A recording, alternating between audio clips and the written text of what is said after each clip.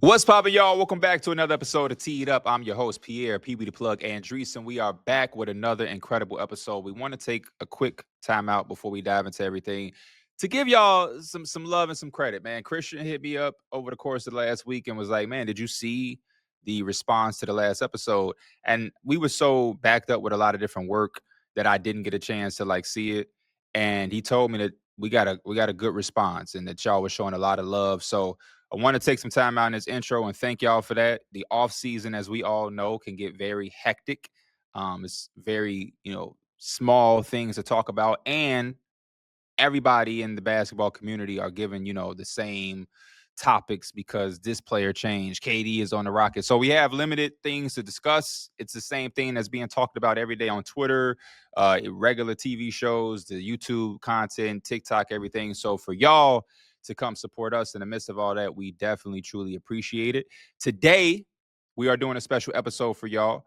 We know how much y'all love Q's with P and asking questions and everything like that. So producer Christian took his ear to the streets and saw what y'all cooked up, and he picked out the best, I think, 10 to 12 questions or whatnot. So we appreciate y'all again for interacting, because without that, this show is impossible. Also, before Christian dives into these questions, make sure y'all go show some love to the last Numbers on the Board episode. We got a legend in the building. Well, theoretically in the building. He was on Zoom. I don't want to go too far. We had Derrick Rose on the show. Always special to get a guest, but y'all know how much Derrick Rose means to us. Also, his second time joining us. And to our disbelief, he remembered being on the show when we were through the wire. So it was good to have some familiarity. I did ask about the jerseys that a lot of the community was anxious to hear about. So make sure y'all go tune in to that. Show that love. If you see the clips on social media, blow that thing up. And again, appreciate y'all for all of the support. And we got some special things in the works coming soon. Christian, what do we have from the people, man? I hope they was asking some good stuff. Shout out to the community. A lot of great questions. We're gonna start out with a few. Are you being nice, or was there really a lot No, of? they were good. I Okay. I had to be strict to cut it down to 10 because there were a lot that I wanted to talk about.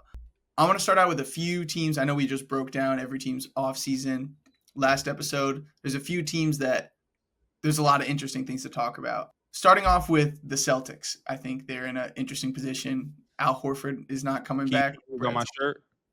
What'd you say? Can you see who's on my shirt? It's LeBron, right? Okay. You should know by the eyes. I'm just making sure you hit.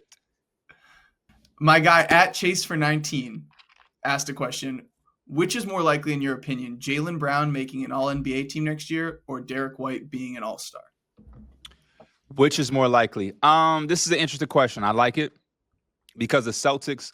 So on Numbers on the Board with the Derrick Rose episode, before we had D Rose, or after rather, we talked about the 10 teams that were like must see for us as individuals. The Boston Celtics are one of my top 10 teams because I'm very interested in seeing how they maneuver next year. There's a lot of people thinking that they could do like a tank job, but then there's people like me that's like, I don't really know if I don't know if they're going to be that bad to where they can tank. You know what I mean? Like some of the teams that are going to tank are going to like legitimately just be straight up bad. They won't even have to try. So I don't think the Celtics, even without Jason Tatum, even with the departure of Kristaps Porzingis and Drew Holiday, I don't know if they're on par with the Brooklyn Nets. And a question like this is why? Because yeah, there's a avenue where Derek White all of a sudden has an all-star year. There's an avenue where Jaylen Brown has his, like all NBA, I can be a number one option, show you glimpses of it type of thing. Maybe Peyton Pritchard like starts and doesn't come off the bench and wowses us. Anthony Simons, what if he has like a really good year that people aren't anticipating? Now, the center position is definitely the main concern. But to answer his question, this is my logic. I want to say Derek White, but then I think about the Eastern Conference and the amount of guards and how tough it is to become an all-star. Then I'm also thinking, though, Tyrese Halliburton will be hurt. Damian Lillard will be hurt, but you still have the Brunsons, the Donovan Mitchells, the Darius Garlands. Who am I forgetting? Desmond Bain could now, Trey Young. There's going to be so much competition to make that All-Star game. I wanted to go that way because I don't think enough talk is on the fact that Jaylen Brown just had surgery as well. I know everything is on Tatum, and Tatum is going to be out for the entire year, but they just cleaned up like a meniscus repair or whatever with Jaylen Brown, and I don't really like that too much. But I'll give him enough grace to think that he has enough time from now until the start of the season to heal, recover, and be completely ready to go. So I'll go Jaylen Brown All NBA because I just think that first and foremost, for Derek White to be an all-star, he has to have a career year that's even better than the way he's been playing. And I think he's been one of the best role players in the NBA over the last few years. So he would have to even play even better.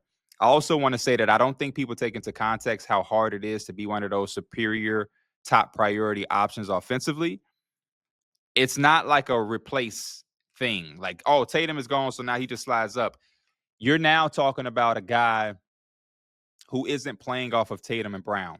He's now the guy that people are playing off of. And, if the Knicks play the Celtics, he's not being guarded by our third or fourth best defender. He's now being guarded by Mikal Bridges or OG Anunoby. I think that's just a different world for Derek White.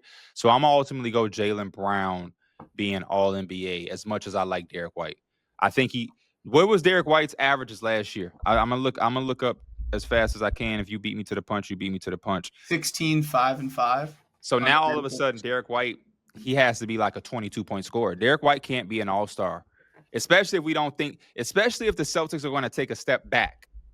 Usually, if you're going to be a 20-point scorer and an all-star, your team is like one of the top teams in the conference. But if we're thinking the Celtics are going to take a step back, that means he has to jump up 6-7 points just to compete with the Donovan Mitchells of the world.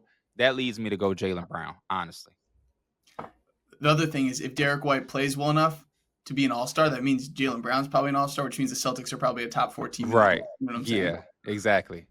Which they could be. I'm definitely not out on that. I still think they're just such a well-run organization, but not the hole at the big man spot is still. That's the biggest thing for me, because I'm not against you. I think that Celtics. I would bet my money on the Celtics if completely healthy, still being a playoff team. Now, the top 4 is where it gets hard for me because you're going to look at the Cavs. I think they're going to be good. The Knicks, the Magic. What's up with the Sixers? I think the Hawks. So I still think that the Celtics can be in that realm of maybe 5, 6, and comfortably be in the playoffs because of the Eastern Conference being a little weaker. But that center position is tough. Like, do you like the Pacers with no Turner and no Halley over the Celtics with no Tatum and the departures they just had? I'm more bullish on the Celtics, I would say. Okay. Yeah. And I'm not counting out the Bucks either. So it's a good 7, right? Like Knicks, Cavs, Magic, Hawks, Bucks, Pistons too, Celtics. It's a good 7 teams that you're still competing with. So I think the Celtics can make the playoffs. As long as they're healthy. Because I agree with you. I just don't see the Celtics completely like throwing away a year. I don't see that. Not when you have Brown, White, Pritchard, Simons, Hauser. I think it'll be a good year to see what you have in like Baylor Shireman and things like that. But I don't think you can completely can the year, especially when the Wizards are probably still going to be a lottery team. The Nets probably will be a little god awful. Like you're not going to outbad those teams if you're Boston. You're just not going like. So I'm here for the Baylor Shireman breakout. Let's be clear. A breakout? Okay, I ain't mad at it. You mentioned the Wizards. Brian asked, what would a successful Wizards season look like to you this year? And I am officially declaring myself as a Wizards fan for next year. I'm in on them, but I want to know, as does Brian, what is that bar? What does that jump look like if the vets click and the young players all take a step? I think because they're so young and because the team is in such a developmental stage, I don't think you can go off of wins and losses. I will say if they have an uptick in wins, though, that's an automatic W for them. But I think it's more about the player progression. I think you want to see, because they have Alex Sarr, Trey Johnson, Bub, Keyshawn, Cam Whitmore now. Am I forgetting anybody? You still have oh no, I don't think I said Blau. Blau. Yeah, I said Trey Johnson second. So you have about 6 to 7 young guys. Um, and then they just got those guys from San Antonio with the Kelly Olynyk trade. Don't know if they're going to make the roster because Wizards got a lot of bodies. But I think it's more about the individual. Like somebody needs to take a major step. Somebody has to step out and say, like, I'm the main piece of this core for the Wizards. Whether that's Alex Sarr year 2 looking crazy good, whether that is Trey Johnson having like a dark horse rookie of the year campaign, whether Cam Whitmore breaks out and looks like the player that a lot of people think he was being held back from being in Houston. Keyshawn George maybe taking a significant lead. Somebody has to take that step. Somebody. I think that has to also be within the entire group playing better. But I don't think that they can really gauge it off of wins and losses because I don't think you're trying to win, right? I think it's really about those players progressing. The one luxury that they do have is I don't think anybody has to like play out of their mind. I think this team is such a collective that if they gradually grow together, that's still a W as well. But that's more so what I'm looking at from them. They shouldn't be a team that's losing 11 games in a row anymore. They shouldn't be, a team that can't steal certain wins here and there. Um, but I actually am a big fan of them, and I can see why somebody like you was like, "Hey, I'm a Wizards fan next year."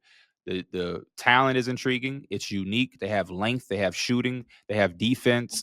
Um, they have scoring. They got like everything you would want. This is like a 2K rebuild going great. Like I like this young team. They got some swag. They was talking shit to Draymond as rookies. I think they're only going to double down, and I like the vets. I really do like the vets. I like CJ McCollum. I like Chris Middleton. I like Marcus Smart. I think that's going to be the hardest thing is trying to pepper in those vets and allow them to be mentors while still giving these young guys enough time to play and develop. Because I named 6 to 7 young guys, and then I just named 3 or 4 vets. That's 11 people that you have to play reasonably. But after next year, I think like $189 million comes off the books for them. So I love everything about the direction of their rebuild. And damn it, let's be clear. I sound like Stephen A. Smith saying something like that. Damn it, let's be clear. But if this team goes into the lottery again and strikes a top 3 pick, that's AJ, Peterson, Boozer. You throw on one of those guys with this young core, Washington can become real scary. That's all I'm gonna say. Don't sleep on Washington, man. The NBA better hope that they try to win a few more games because if they go into we're just looking for player development but still losing a bunch and they're able to get one of those 3 guys that I just named, this team is gonna look real scary. I can't imagine this Wizards team and they add AJ. Like think about that. Or Boozer or Peters. Like this team would be nasty. You talk about the amount of guys they have. We didn't mention Corey Kispert. They got uh, AJ Johnson too, AJ Johnson. and Dylan Jones from who they got from Okay, Phoenix. see, yeah. I got a question for you though. This is a producer Christian follow up. I've seen some clips of Bub and Trey Johnson like already just hitting off like best friends, joking Yeah. around and stuff. And something I think about when you see, a team doing a rebuild like this where there's a lot of young talent, and you're right, like it makes sense. We kind of need a star or two to emerge just so the team form starts to take shape in a way. Mm-hmm. And you look at some of the paydays guys are getting around the league. My question to you is, how do you set the conditions as an organization or as vets, like so that these young guys are, they're all 19, 20, 21 years old, that they're um, creating an environment where they're being professionals and team first and supporting each other when at the end of the day they know they're not really going to compete towards the ultimate goal, and individual success is kind of really important if you're trying to get the bag and you're trying to prove that you want to be the guy. But how do you also allow them to build that chemistry and friendship like an OKC has when you don't have that pecking order kind of set yet, when you're still trying to figure that out? I think that's why it's important to bring in like a CJ McCollum and a Chris Middleton. I think that was really the key because no offense to Jordan Poole, but you're in a tough situation if he's your vet because Jordan Poole still has so much to prove. He's still playing for his value. He's trying to do things in his career for the first time. CJ McCollum, he's played his career. You know what I mean? I don't think CJ McCollum anymore is chasing an all-star game. You know what I mean? If it happens, I'm not saying CJ McCollum is avoiding an all-star game, but I don't think that's necessarily on his bulletin board as he enters year 14 or whatever it is. Same thing with Chris Middleton. These guys have made 30, 40 million dollars in their careers. They're still trying to play basketball, and they have some years left in the tank, which I think that's kind of where the competitive nature comes in at, is that if I was running this organization, by no means would I believe that Marcus Smart, Chris Middleton, and CJ McCollum are done. So, but that's the pecking order. The pecking order is, if you as a young player, Bub, Trey, all of these guys, if y'all don't do what y'all got to do, CJ McCollum still has to play. He's on a contract year. He still has to go and show the market that when he's leaving the Wizards for free agency, he's worth $25 million. Same thing with Chris Middleton. Marcus Smart has not played, it feels like, in forever. So when he does play this year, they still have things that you're going to play for. That is, to me, is where the pecking order comes in at. And that's where it creates a good, friendly, competitive nature to where these guys have to earn what they have. You're not just going to walk into 35 minutes if you're on the Wizards. You're just not. I mean, Cam Whitmore is not, what is he going into, his third or fourth year already? He's not in the same boat as them. So he's going to, I think that kind of is what structures everything. Is like the competitive nature of knowing that we have 13, relatively 13 guys that deserve some type of minutes, and you're playing to be your best version to solidify your spot. And in some of that, it does create some a little bit of selfishness, but I think it's needed. I think it's needed. I would rather that type of selfishness be in the air than for a player to be entitled, thinking that because there's nobody else on the team, they're just going to walk into 37 minutes, and then the first time they get a whiff of competition, they fold or they want out. I think coming up and developing in this window of all of these players and bodies and have to compete for everything you have, I think is going to create the foundation of who a lot of these players are going to be for the rest of their careers, especially if they're going to be with the Wizards. Personally, it is going to be a tough job, but I think that's why it is important that you have certain character. All of the guys that we named as their vets, we all look at across the NBA community as like top tier, like classy guys, like CJ McCollum, Chris Middleton, Marcus Smart was the heart and soul of the Celtics. So those are good guys to have in there going through this with, and they'll be able to compete. And they've all played certain roles. Like CJ McCollum was Dame's co-star. He had to grind his way up. Middleton had to grind his way up. I remember when Chris Middleton was a Piston, like nobody gave a damn about. Marcus Smart, he had to sit around for years and soak up game with Rondo, and so they got good voices in that locker room that will be able to guide these guys, in my opinion, through all of that. Also, those three dudes are a couple years removed from winning at a high level, but those are all dudes that for a few stretch of years were making conference finals or at least winning a series. Speaking of the Blazers with CJ, Brian H. asked, what do you think the ceiling and floor is for the Portland Trail Blazers? They're another interesting young team. The West is obviously loaded, but is there a world where they super click, or do you think that they're destined for, one of the worst teams in the West? I guess the ceiling would be like the play-in. I guess that has to be the ceiling. The floor is interesting, man, because this could be, I guess the floor is like a 32-win team, which is probably relative to what they did last year. Again, this team is confusing because they have so much, but I think their priority is relied upon, again, with development, like kind of like the Wizards. Yeah, you got Drew Holiday. He's going to impact winning in a positive way, but I think it's really about Donovan Klingen's progression. Yeah, they won 36 games last year, so I guess their floor is 35 games, I'll say. But the more important thing is, like, what is Scoot Henderson? Who is Scoot Henderson? What is he? Where do we put him? Like who is his identity on this Portland Trailblazers team, and what does he mean to our future as an organization? Shaden Sharp, all the potential in the world. Is Shaden Sharp like what is he? Shaden Sharp was a 20-point scorer last year, right? Mm-hmm. If I'm not mistaken, yeah, he averaged like 18 or 20. Yeah, he averaged 18 and a half. He's almost a 20-point scorer. I think that really went under the radar how good of a season scoring wise Shaden Sharp had. So I think you want to solidify who those guys are and trying to classify all of this. They are very weird and confusing because I could see this team being really solid.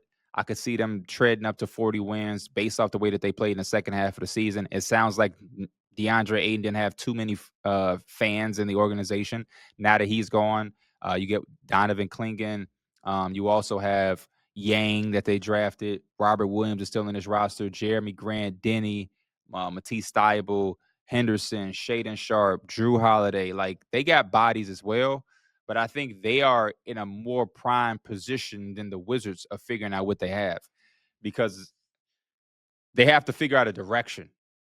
Drew Holiday is going to be on this team for the next 3 years at a $50 million premium, basically. Are you rebuilding? But at the same time, you don't look at this roster and say they're competing. They're kind of just in that weird mold, but gratefully they have Clingan, Sharp, Yang now, and Henderson.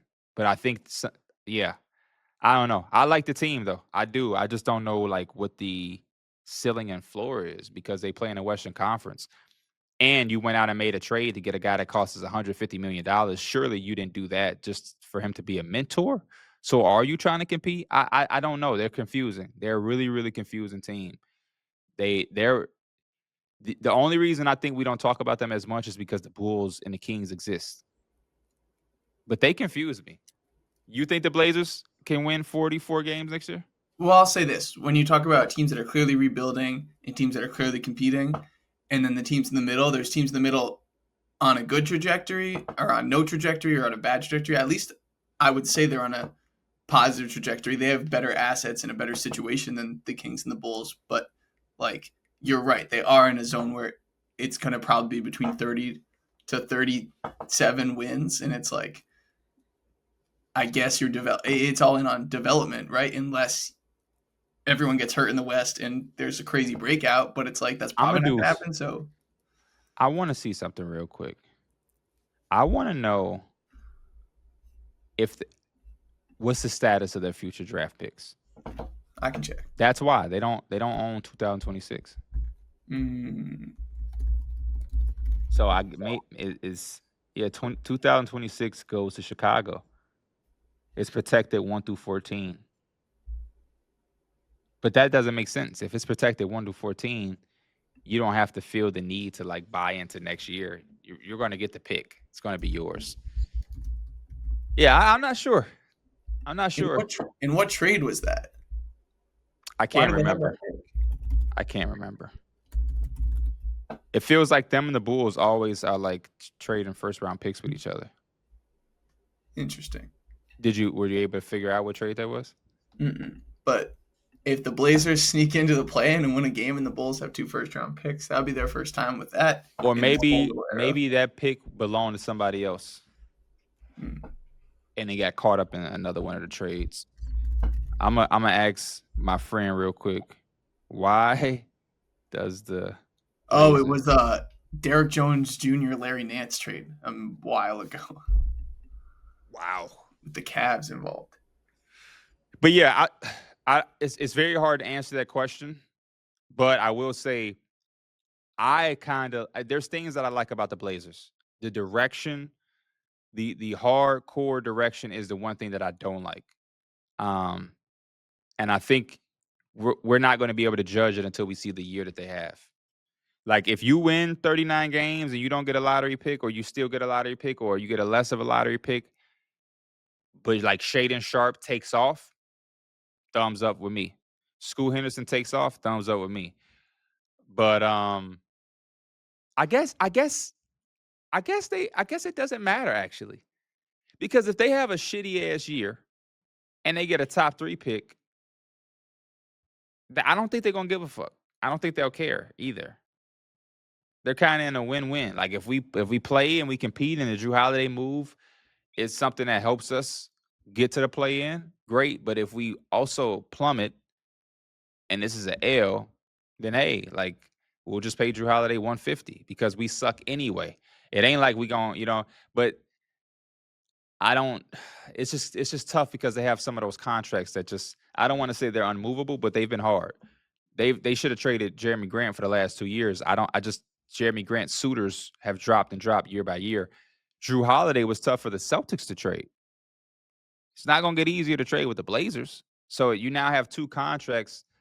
You're paying nearly $80 million for two guys that are going to be hard to trade, and they play positions of guys that you value in your development. Like Scoot Henderson, Shaden Sharp play the guard position, and then Denny and too many cameras. I ain't even mentioned him. He plays Jeremy Grant. Like I don't know, but I somehow, some way, I like this roster because I like Klingon and I like Sharp. All right, this next question comes from Mandy. You might need a second to think, but if you could pick 3 players to invest the most stock in next year, who would it be? And I'm interpreting this as who could take the most sizable jump. Trendon Watford with the Philadelphia 76ers. This is a great question. But yeah, give me Trendon Watford. I'm trying to think if there's guys who have changed teams that I really want to. Bradley Beal. I think of when and if Bradley Beal gets bought out, they're saying all signs point to the Clippers. I mean, I really believe this. I think you wipe away the $50 million tagline for Bradley Beal, and I think he's incredible. If Bradley Beal is on somebody's roster for $12 million or for $14 million, that's going to be a steal. If we put Bradley Beal on the Detroit Pistons right now and it said $13 million this year, that would be incredible. But I think it's because of the $50 million price point. Like if the Suns had Devin Booker, Kevin Durant, and Bradley Beal, but when the Suns got Bradley Beal, it was off of a buyout and he was $11 million. That Suns team would still be together. You wouldn't have had to trade Kevin Durant. You know what I mean? I think like the $50 million dilutes everybody's perspective on Bradley Beal. Even when you turn on the TV, it's just Bradley Beal might not even be doing shit wrong. It's just like, oh man, fuck Bradley Beal. Hey man, Bradley Beal, he ass. Because 50 something million dollars, who's getting paid? LeBron is getting paid $50 million. He just picked up a $53 million player option. That's the problem, is the payout, which again, I never have a problem with the player. Because if Enjoy Basketball Omaha said, here go $50 million for you, Pierre, I'm going to be like, okay, sign my name. I'm not going to like, oh no, trust me, you don't want to sign me. So Bradley Beal took the money that he earned with the Washington Wizards and he got paid. And I think every player in the NBA would have signed the contract. And I'm not mad at that, but I do think that the perception comes with the money. You know what I mean? And I think we've seen that at certain times. There are a lot of players. Tobias Harris, you know what I mean? A lot of people, when Tobias Harris was at the Philadelphia 76ers, excuse me, there was a lot of talk about him because he was making $40 million. But Tobias Harris, to me, had a really good year with the Pistons last year because it only costed them $25 million. You cut that in half, and now it's like, okay, I like this. So I'm going to buy some stock in Bradley Beal, man. I'm going to buy some stock in Bradley Beal. And then the last person, I'm trying to think who is somebody that I want to put my money on to like punch people in the face out of nowhere. I'm counting on Trendon Watford to be that guy, by the way. I don't know what the rotation for Philadelphia is going to look like, but I'm hoping that Trendon Watford is a big piece of that. I want to give the rest of my stock to Zach LaVine. I like it. You're buying low. Yeah. Give me Zach LaVine. Another guy who $44 million. playing for Sacramento, after playing for Chicago, Zach LaVine to me had a ridiculous year last year. He played, and if you haven't noticed, this is me letting you know right now. Go look at what Zach LaVine did. However you gauge your basketball when you're watching this. If you're a numbers guy, go look at the numbers and the analytics. If you're a spreadsheet warrior, go look at the spreadsheet. If you're film highlights, go look at whatever you have to look at for the 2024-2025 year for Zach LaVine. I do not think that enough people realize how good of a year he had because of the two teams he played for and because of the price point of Zach LaVine. People now have a perception on him that I don't think correlates to the production he was given. And unlike Bradley Beal, I feel like Zach LaVine played a little bit more to his price point. Personally, I also kind of, yeah, I'll stick with Zach LaVine. There's some guys that I really like. Like I like D'Angelo Russell with that deal to the Mavericks. I really do. I really, really, really do. Um, but yeah, Zach LaVine gave you 23, 23 on 50-40. Zach LaVine shot 44% from three last year. Did you know that, Christian?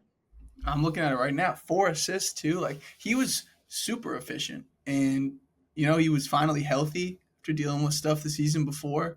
I Played still 74 games. I still want to see him, Pierre, in a if he's in a winning environment. Is there a world where he can be a better defender or can play with the ball a little bit less? Like we've I think still so. really never seen it, and it's been 10 years. That's why I'm like, I don't know, man. Being perception in the NBA, especially with social media, and again, social media is just social media, but the issue is the media, and myself included.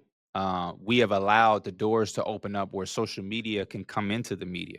So we can't just say, man, that's just what they saying on Twitter. I used to say that. But because now some of the things that can be said on Twitter will now be on ESPN, it'll be on First Take. Numbers on the board will talk about it. It'll get on Pat McAfee, whatever. Social media now is a part of the media conversation. Being on these teams that win just changes everything. It's almost funny. It's one of the things that blow my mind because we are in a information based era where everybody is so informed, everybody knows it all. You can't like everybody knows everything. But like in a sports based thing, if you're not winning, people don't know how to piece it together. It's such a weird thing. There are good players that are not on winning teams. It's just that simple. Every player that is good can't fucking win. There can only be a few teams that is winning. You know what I mean? So it's like this. Norman Powell. Did you see how much love Norman Powell got last year? Rightfully so, right? Norman Powell, Zach LaVine year, it stumps all. And I don't want the two UCLA brothers, so I'm not trying to pit them against each other. But like, why the fuck would the Heat trade for Norman Powell and not Zach LaVine? Well, maybe because Zach LaVine costs $15 million more, and that makes it a little bit more tougher. But yeah, like I agree with you. If I'm a winning team, and all of my questions about Zach LaVine was the fact that he wasn't healthy with the Bulls that previous year with the knee and everything. If he's coming off a year where he played 74 games, he had 23, 4, and 4, and he shot 51, 45 if we're rounding. He shot 45% from three, 83% from the free throw line. Why wouldn't I have called the Kings up and like tried to get Zach LaVine? And maybe teams are. But I do think if you take all of that production Zach LaVine just gave the Kings and the Bulls and you put it on the Lakers with Luka Doncic and LeBron, I mean, Zach LaVine will be an all-star conversation. Perception and winning and like status is everything in his league. We talked about Norman Powell's year like it was a really good year. Shout out to Norman Powell. He hooped. Norman Powell played his ass off. But I also think that's because he played for the Clippers, who was a playoff team. And they were winning. He also, because he shot what 48, 42. Yeah, Norman Powell played his ass off, but Zach LaVine still had a better year. Okay, I have two quick Zach LaVine thoughts. I understand. Christian Mavericks would have Brown been a great spot for him too. Christian Brown is a completely different player than Zach LaVine, but hypothetically speaking, if you put Zach LaVine on the Nuggets and took out Christian Brown, do you think they're a better team, or do you think what Brown brought to the table is what they needed more, or do you think LaVine is just this shooting 48% from three, getting great looks from Jokic, and more bought in defensively and cutting like Brown is? The only thing that makes the Nuggets worse with Zach LaVine is the fact that he cost $30 million more. In the hypothetical, money's not an issue. I'm talking just basketball. They're 11 wins better. 11 wins. I agree. Here's part two. I love DeMar DeRozan because I like to shoot mid-range shots when I play all the time, and he's a great person, and I enjoy his. No knock on Christian Brown too. I want to let that be known because we love Christian Brown. We do. DeMar's footwork mastery, his pump fakes and everything. He's a professional. He's been at it for so long. I feel like he comes out more unscathed in like public discourse about being a winning player than like Zach does. And considering how much of the Bulls I've watched, like being here in Chicago, I feel like DeMar is way more of a losing player at this part of his career, because you said the thing about Chris Paul on the Numbers Linear show about how he's such a winner, and anyone who knocks him for not winning a championship, that is so ridiculous to me. You put him on the Suns, he changes the culture, he takes them to the finals. Like he's made every team he's on more of a winning basketball team. And I look at DeMar at this stage of his career, and like I think there's a role for him of being a great sixth man who your best player's off the floor and he comes in and scores for you. He's super clutch, but like I don't know. I feel like he's way more of a ball stopping, not guy that who needs the rock all the time. And what is he contributing outside that? I feel like Zach can be a winning player on a lot of teams, but I feel like DeMar doesn't really get the criticism in the way that Zach does. Yeah, the reason probably being is because I guess, quote unquote, DeMar DeRozan led winning teams. Toronto. Wow. A different era of the league, though. It was, but I mean, if I'm trying to think of an example. Kyrie Irving won his championship a while ago. He's still a champion. That's the thing about the NBA, but we can't. It was a while ago, but he still did it. But he made the finals last year. Who? Kyrie. No, he did. But even before that, like my point is, I think we do that too much in the NBA, where like we try to wipe away something saying it was a long time ago. DeMar DeRozan was also the spearhead of that last time that the Bulls were as relevant as they were. He was he was the full force. He wasn't my favorite player on that team. My favorite player on the Bulls has always been Zach LaVine and Lonzo Ball. But DeMar DeRozan was hitting the shots. He was, the all-star that year. He was the most popular guy on that Bulls team that was the number one seed. So I agree with you, but I think that's also why. Like, he has more of a resume of being able to lead. And my conversation just was, that's all people look at in a weird way. Why? I don't know. And I don't want to have too many conversations where we're complaining about the way people consume or judge basketball, because do you? But I just think basketball is such a nuanced thing, and it's such a much more deeper conversation and perspective than to just say his team was winning, so he's I don't know. Chris Paul ain't got a ring, so he's a loser. Like, I don't think the game is that simple. I just don't believe in that. You know what I'm saying?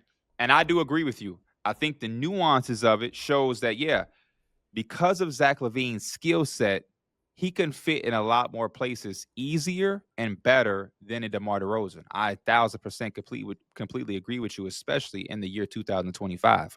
That's why if we wiped all exterior conversations and motives out of the conversation, and we just put Zach LaVine and DeMar DeRozan in the free agency pool, and all 30 teams could sign them, it would go this way. Zach LaVine would have, a higher pool of people trying to sign him. Take away cap space, take away the amount of money they want. Every team has cap space, and it's just these two guys left. Teams are going to prioritize Zach LaVine because he can shoot 40% from three. He can create his own shot when need be. He can explode for 30 to 40, even 50-point games. You want that. DeMar DeRozan, more of a mid-range guy. does, kind of like you said, can be a bit of a ball stopper. His playmaking has improved, but he defensively also is a guy that historically is looked at as a negative defender. So, I agree.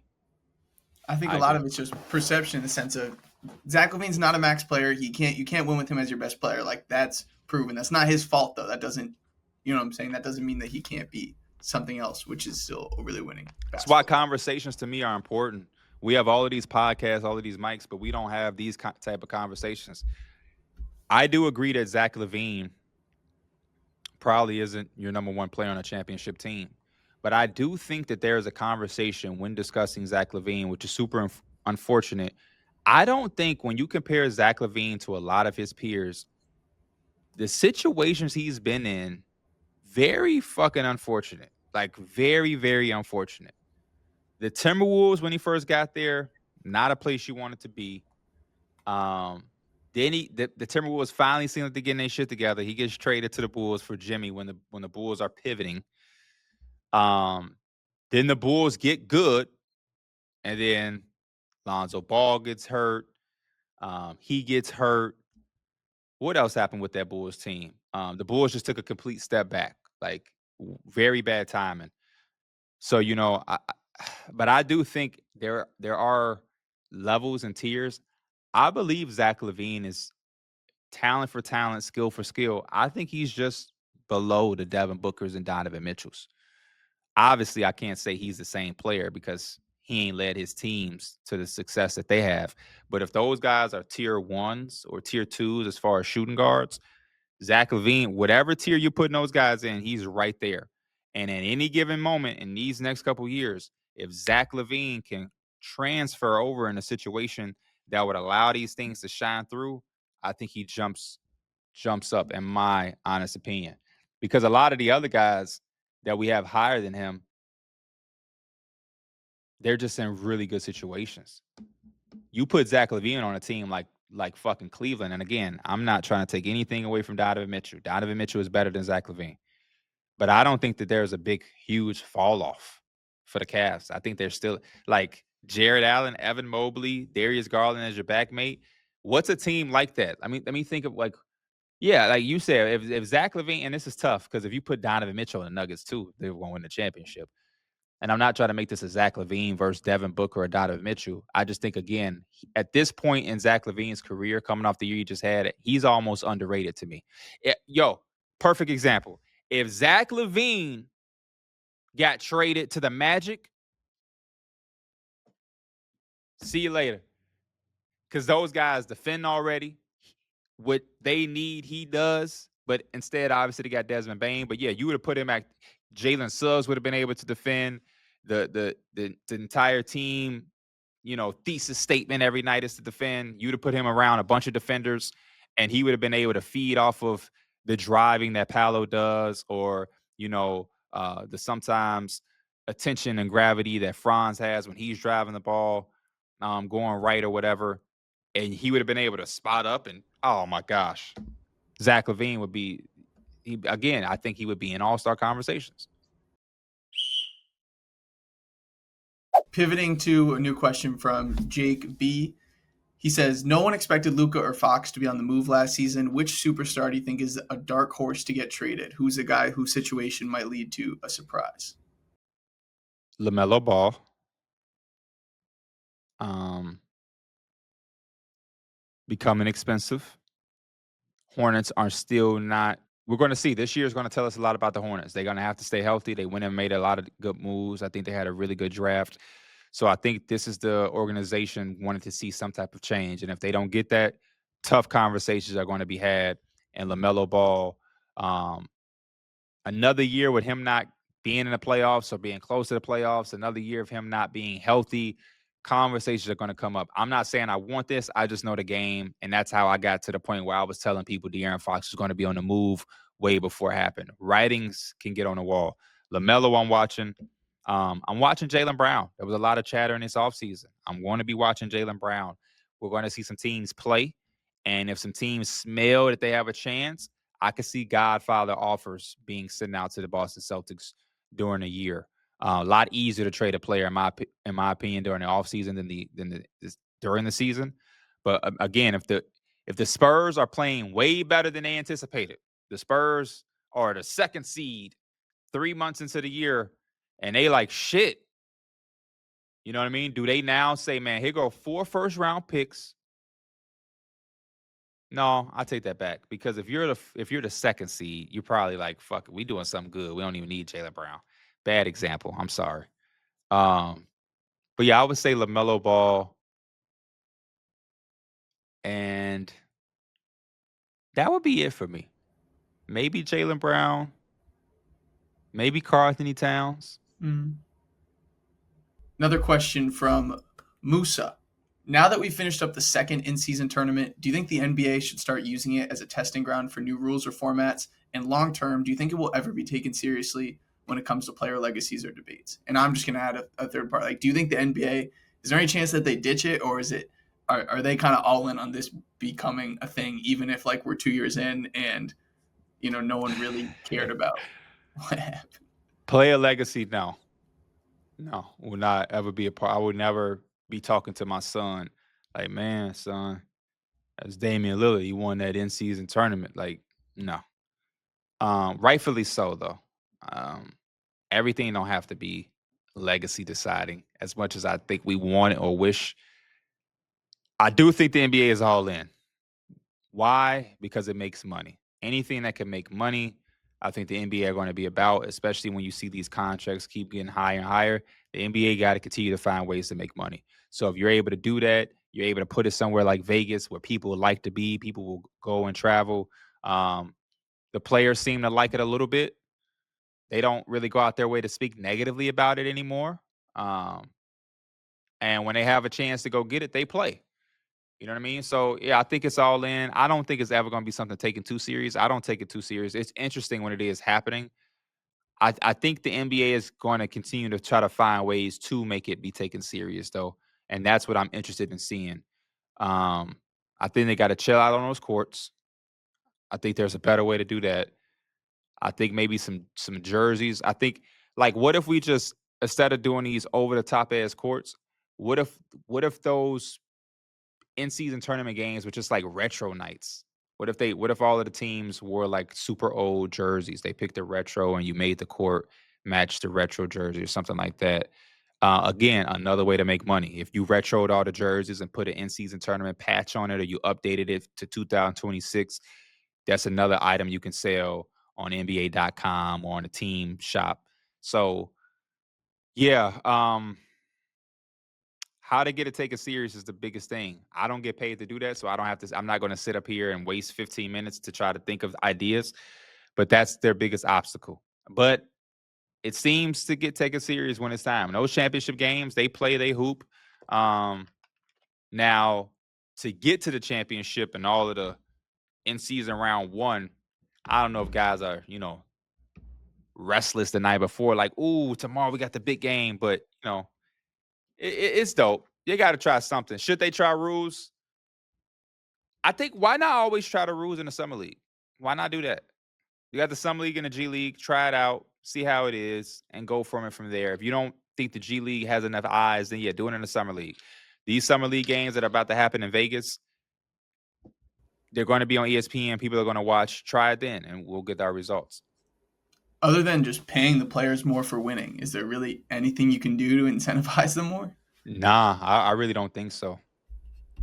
Unless you did like whoever won it got like home court advantage in the finals. Like that conference, or just if you were to That then go? conference, that conference. Interesting. I mean, the MLB stopped doing that for the All Star game, right? Yeah, it used to mean something. I like that. Me too. I love that.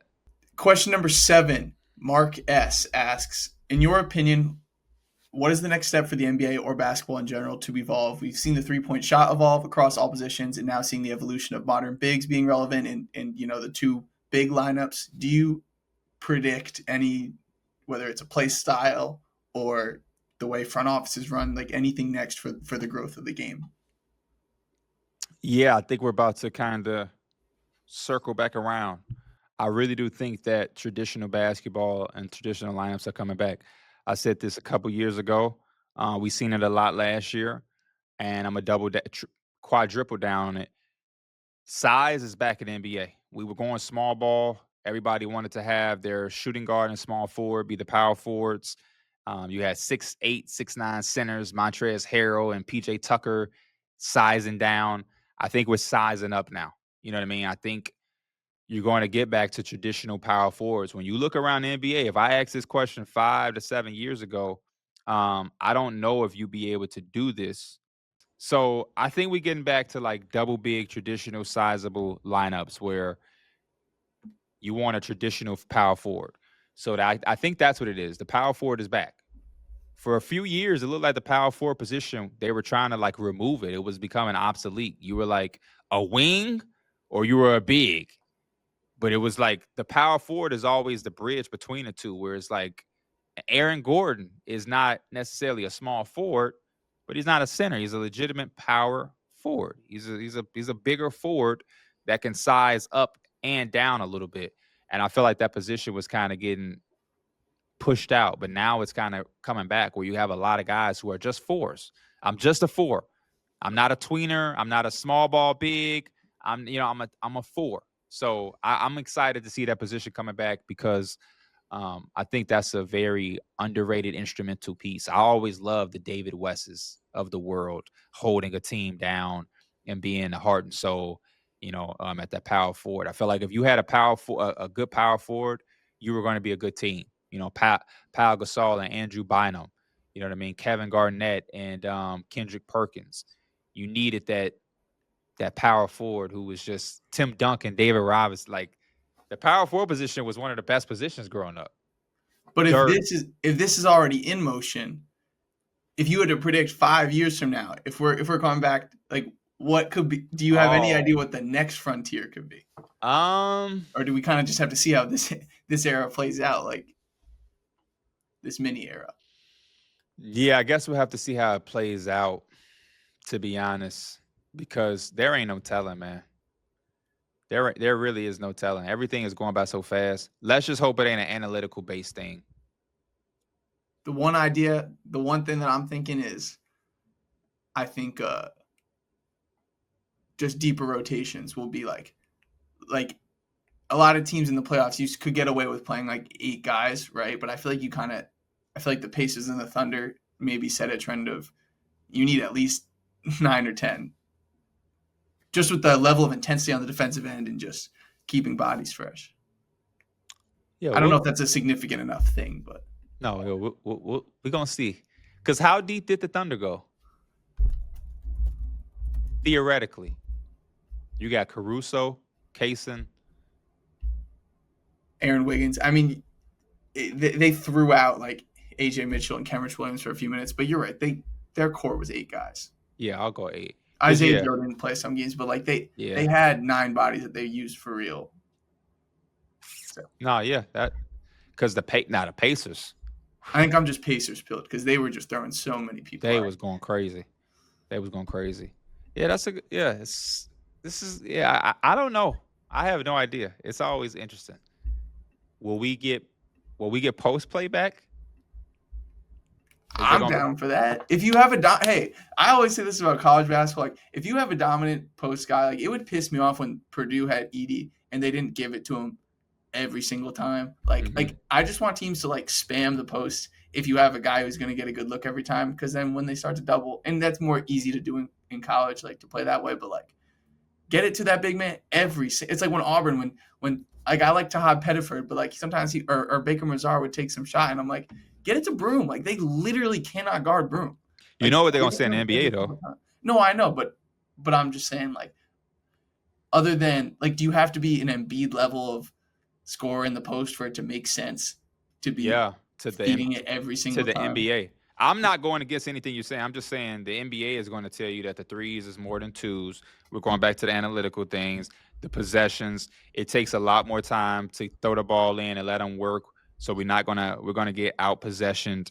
And then they're going to say he does have to be that elite of a scorer if we're going to lose the possession battle and we're going to not be able to take as many threes as our opponent, then he better be scoring 1.5 something points per possession is what they're going to say. This is not me. This is, the analytical. That's what the NBA is now. It's a numbers game to some teams and some coaches. So I'm not disagreeing though. Like, I agree with you.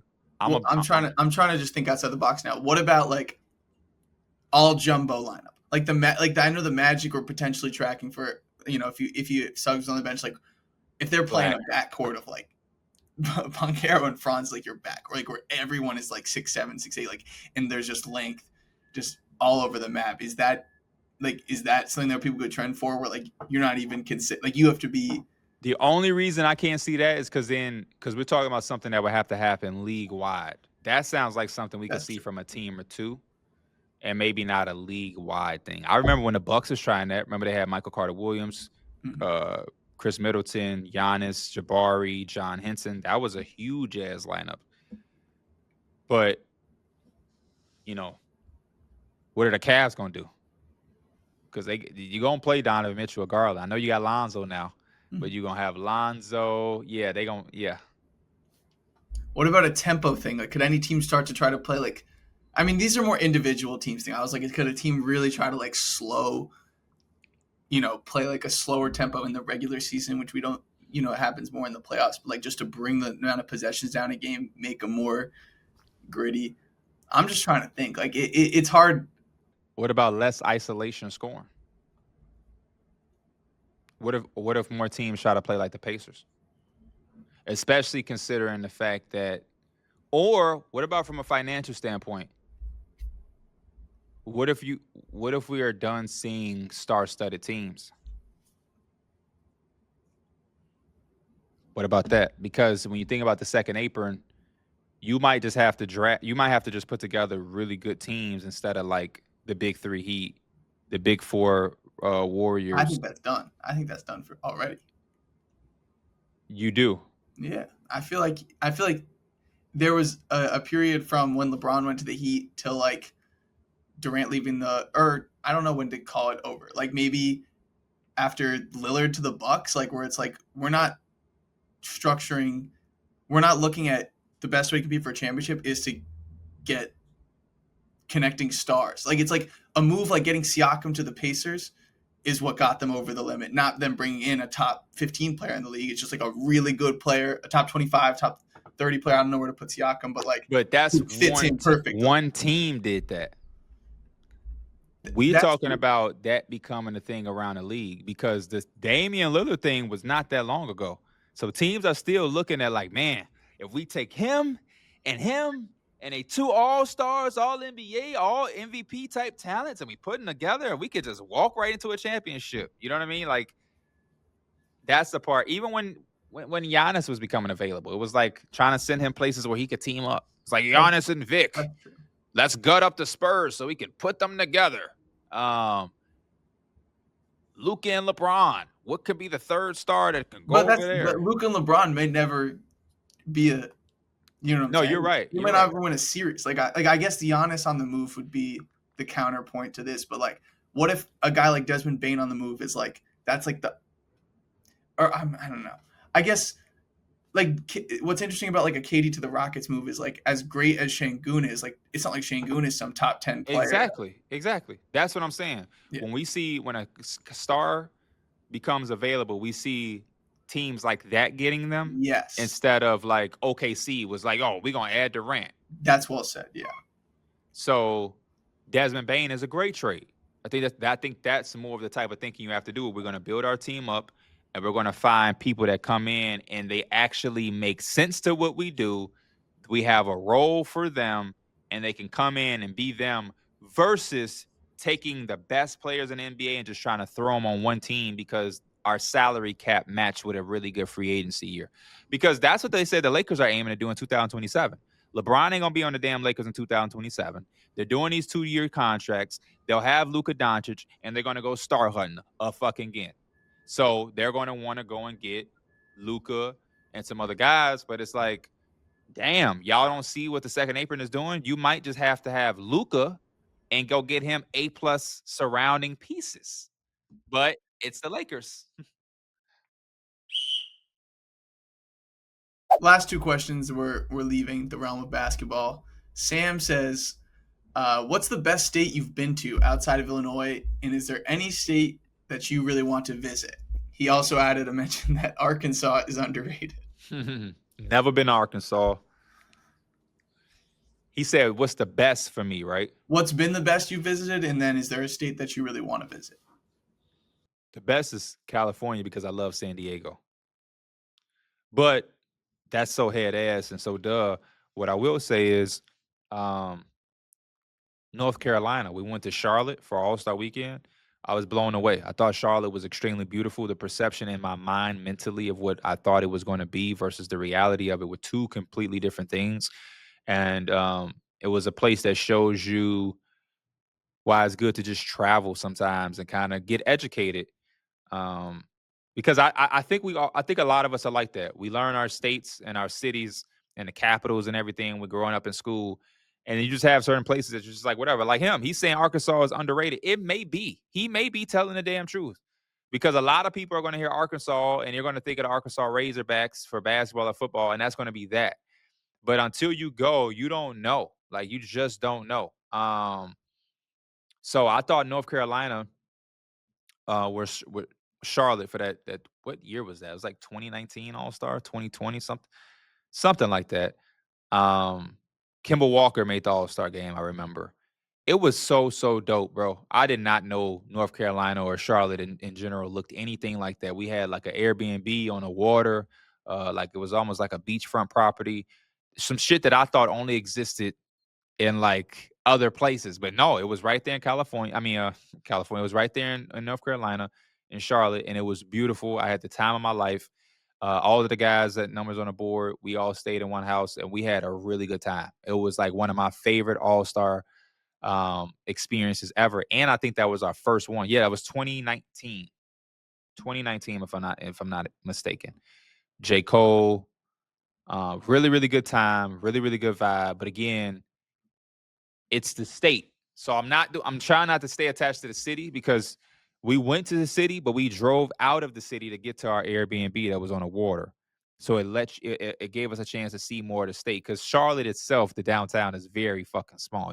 You trip over your feet and you're out of downtown. Like that's a, you know what I'm saying? Like you can cartwheel and you'll be like, oh, you're out of downtown again. You got a cartwheel back. It's very small, but it was extremely fun. And I felt the state was extremely underrated and super beautiful, and it made me want to kind of because you are from what, Rhode Island. um I've never been to Rhode Island. Kat was talking about Virginia when me and her first joined this little Zoom thing. I'd never been to Virginia. He's talking about Arkansas. When we went to Toronto, which I know it's a country, Canada, whatever. But that was like beautiful. I'm just thinking of the places I've been that was like, damn, this shit is better than I was expecting. I thought Utah was extremely beautiful. You land into Utah, you get in your car to drive um to your hotel or whatever, and you see in the mountains and the shit look fake. It looked like a screensaver on a MacBook Pro or something. It's like that. What the fuck? Like that is real. Like this, it was insane. So um yeah, I'll go North Carolina with Charlotte.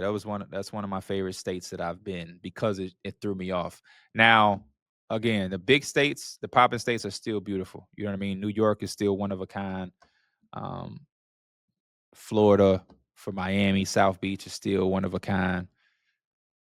California with San Diego, and San Francisco. I love San Francisco. I think San Francisco's dope. Trying to think of other places we've been. I'll tell you a place I didn't like to be. Hey man, Indianapolis was on some bullshit. That one All Star, and it's not Indianapolis's fault. I think it was kind of the same thing people probably had an issue with when Chicago hosted All Star.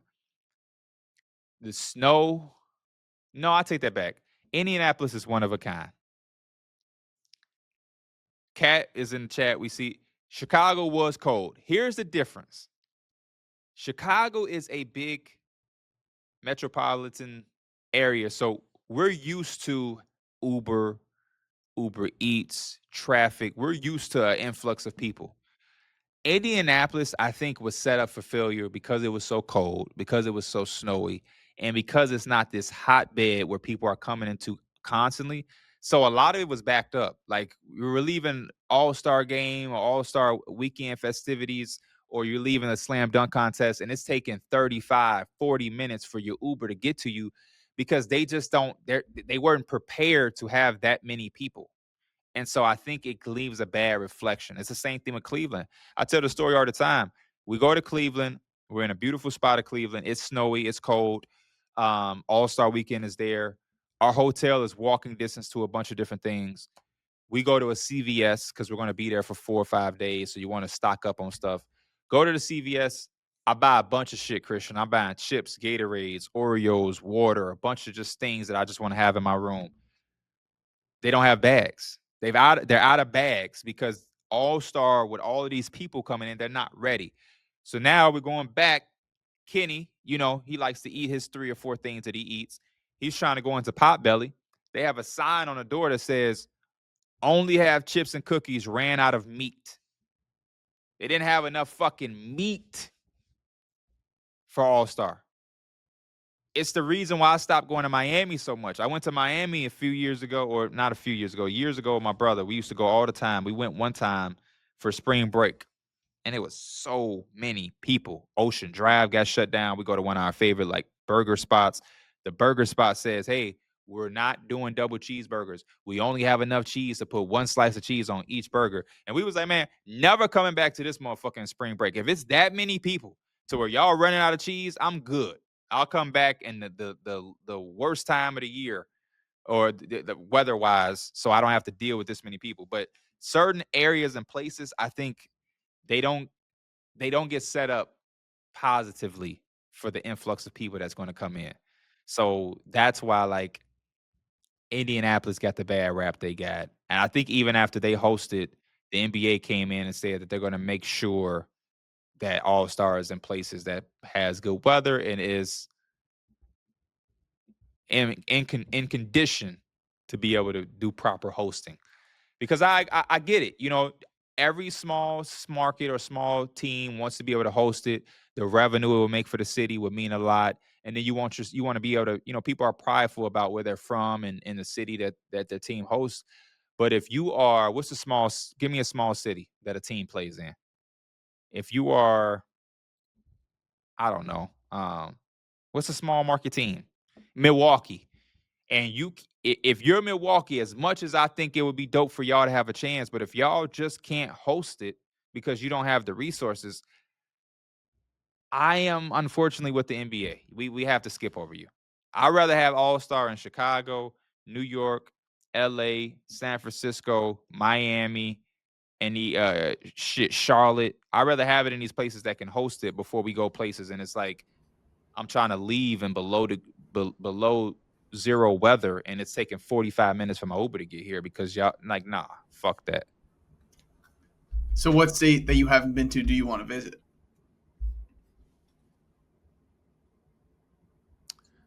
I don't know. I'm done with states. I want to go to a country. Seriously. I want to go somewhere. The only time I've been out the country is to go to our live show in Toronto.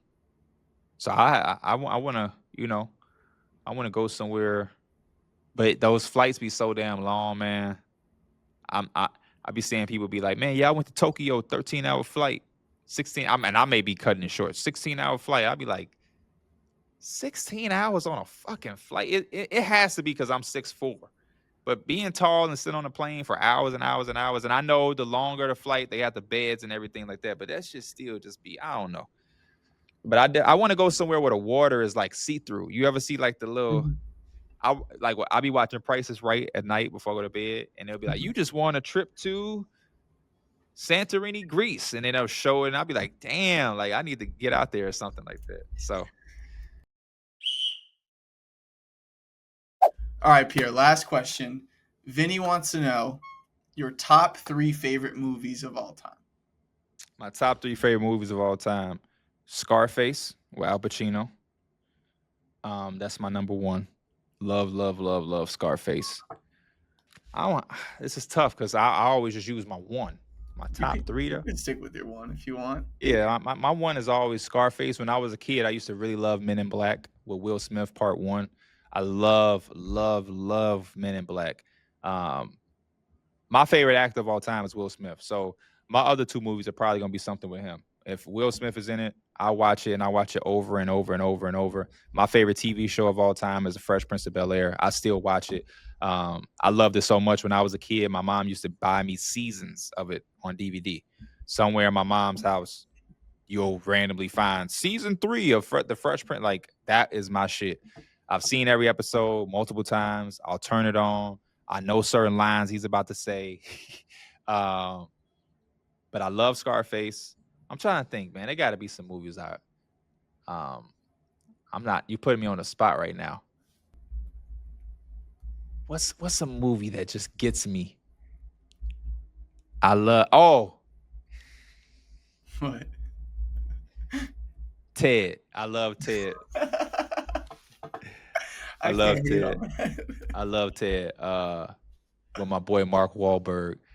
Yeah, Ted is that's how me and Penny be. So Scarface, Ted, and my last movie. I don't like scary movies. That none of those are ever gonna be on my top movies. I like funny. I like shooting, or I like that type of shit where it's like suspense. That's why you get a little bit of everything. You get Ted, where Ted is goofy. It's a bear smoking weed and having sex. I'm laughing my ass off. It's a fucking bear. The bear dropped off Mark Wahlberg to work, drove off, scraped against the car and fucked it up and said, "Oh, my bad, I was checking Twitter." Like, that type of goofy shit makes me cry. I might go home and watch Ted. Scarface, Al Pacino, selling drugs, doing drugs, shooting people, Kingpin, stepping up in life. Really good movie. I also loved when I was growing up, Born Identity. That was, I don't know if you ever seen that, Christian. You young. That might have came out when you was born. What year did you get born? 99. Oh no, that probably came out in like 03. I love a good chick flick too. I like lighthearted stuff. Have you ever seen How to Lose a Guy in 10 Days? No. Is it the Matthew McConaughey one? Matthew McConaughey. Look, you ain't that young. Matthew McConaughey was the guy when I was growing up. That was the guy. Devil Wears Prada. How to Lose a Guy in 10 Days. 13 going on 30 with Jennifer Gardner. The Matrix. You ever seen The Matrix? I didn't finish it, which is bad. I fell asleep. I gotta was redo really my tired. list. Scarface is number 1. Ted is 3. Second, The Lion King. How the fuck I was gonna get out of here without not having The Lion King? I love The Lion King. I love The Lion King. I like the old one. I like the new one. I had the Lion King book as a kid. I love all of that type of stuff. But yeah, appreciate y'all. Go watch The Matrix. Go watch Hardball. Go watch Like Mike. Go watch Boys in the Hood. You know, all of that. You ain't never seen Boys in the Hood, have you, Christian? Yeah, we gonna have a movie night and make you watch Boys in the Hood. Need it. Ricky! We out.